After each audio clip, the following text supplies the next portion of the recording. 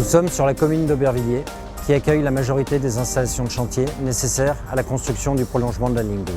Nous sommes intervenus en 2008 pour la première phase qui consistait en la réalisation des 4 km de tunnel et la construction de la première des stations, la station Fonds Populaire, qui a été inaugurée en 2012.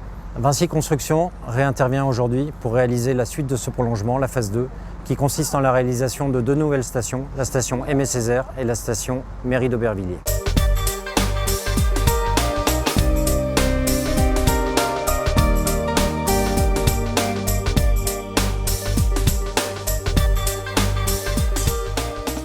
Ces 2 stations sont réalisées dans un site urbain très dense. Les emprises de chantier sont sous le domaine public, sous l'axe principal de circulation de la commune, à proximité du marché, à proximité des commerces qui restent exploités tout au long du chantier.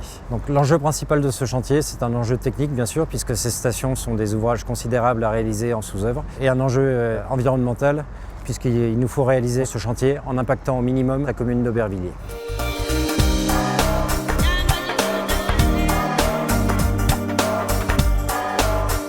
Naturellement, la RATP, dans le cadre de son projet, a imaginé utiliser la voie fluviale de manière à pouvoir évacuer et approvisionner le chantier. Donc nous avons concentré toutes nos installations de chantier en bordure des voies navigables du canal Saint-Denis. Nous y retrouvons une centrale de traitement des boues de forage, une centrale à béton et tout un système de tapis convoyeurs qui nous permettent d'alimenter et d'évacuer ces différentes installations. La réduction du nombre de camions et donc la réduction des émissions de CO2, c'était un objectif fixé par la maîtrise d'ouvrage. C'est d'ailleurs pour ça que la maîtrise d'ouvrage elle avait intégré dans l'appel d'offres l'obligation d'évacuer les déblais par le tunnel. Ce qui a été intéressant dans l'offre Vinci, c'est que Vinci a été au-delà du respect de cette obligation en proposant le transport des boues pour le forage des parois moulées et également le transport du béton pour la réalisation des parois moulées et des structures principales de la gare par le tunnel. Donc cette offre en fait et ce complément par rapport à notre objectif, ça avait des influences sur la maîtrise des risques du projet par rapport à la fiabilité du circuit d'approvisionnement des matériaux.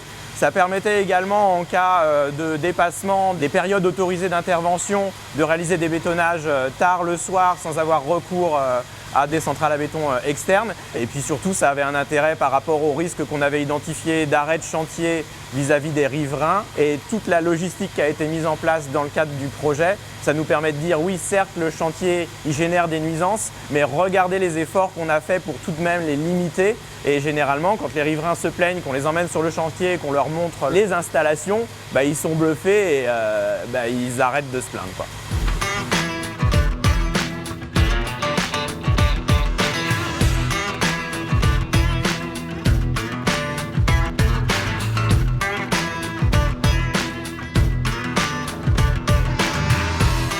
Aujourd'hui, pour réaliser une station, on va créer une enceinte en béton armé. Cette enceinte, elle est réalisée à l'aide d'un cutter. Et donc ce cutter, c'est un outil qui va broyer le terrain et en même temps, il va aspirer la bentonite qu'on a mis dans le terrain et on va charrier les matériaux en place par le tunnel en pompant cette bentonite à l'aide à la fois d'une pompe qui est installée sur le cutter, sur l'outil, et ensuite par des pompes relais qui, elles, sont situées dans le tunnel. Donc cette boue, on va la traiter de manière à la recycler et à la réutiliser pour une nouvelle phase de forage. Lors de la phase de traitement des boues, donc dans l'usine de traitement le long du canal, là on va extraire le matériau qu'on a enlevé du terrain. Et donc ces matériaux sont ensuite réacheminés par un tapis convoyeur dans des péniches. Et ces péniches repartent en décharge.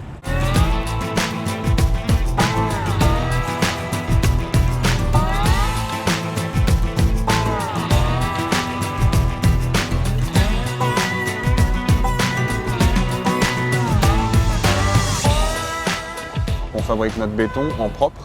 Donc on a des matériaux de construction qui vont arriver par péniche, qui vont être déchargés sur le quai et qui vont être acheminés par tapis convoyeur jusqu'à la centrale à béton. À la centrale à béton, on mélange l'ensemble de ces matériaux pour créer notre béton. C'est une centrale à béton qui est capable de produire en pointe 80 m3 par heure et on a 2 malaxeurs d'une capacité de 3 m3.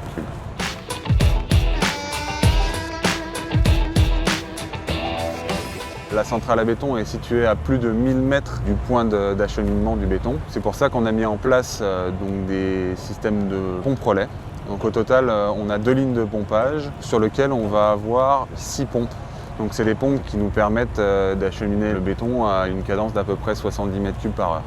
Donc ensuite, en bout de ligne, on va retrouver 2 escargots qui vont nous permettre de bétonner en continu, sans arrêter la chaîne de production. Donc sur la station Mairie d'Aubervilliers, on a 96 panneaux à réaliser.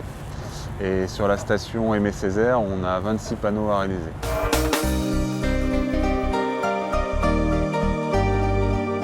Aujourd'hui, l'organisation est parfaitement conforme à nos attentes.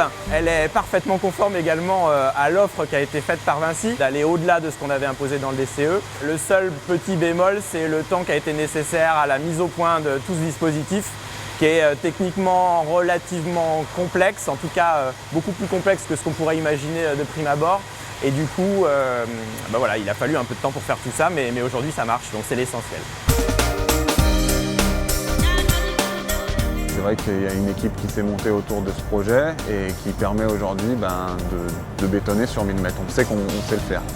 Pour la RATP, pour moi à titre personnel, c'est des enjeux qui sont incontournables aujourd'hui.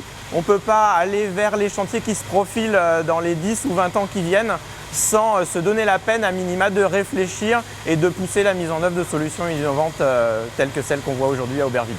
Aujourd'hui, les clés de ce succès, c'est d'avoir réuni les énergies des différentes sociétés composant le groupement Vinci Construction, à savoir les entreprises Chantiers Modernes Construction, Botte Fondation, TPI et Dodin Campement Bernard.